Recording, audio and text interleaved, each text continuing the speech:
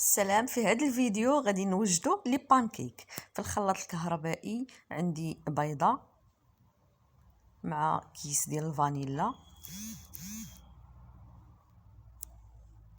طريقه ديال الملحه،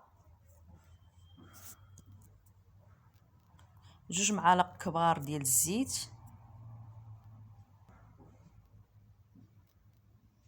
هادشي كله في الخلاط الكهربائي، ياغورت بذوق الفاني،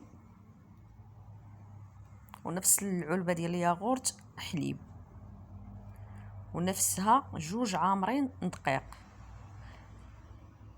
في الاخير نضيف كيس ديال خميره الحلوى ونخلط كل شيء مزيان ونبدا نطيب مباشره.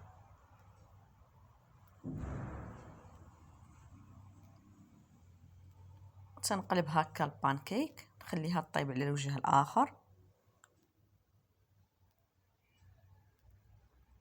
صافي ويكون واجد.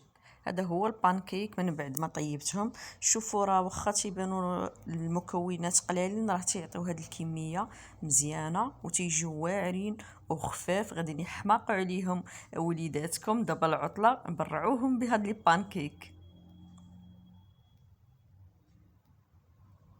ونتلاقاو مع الوصفه الماجيه.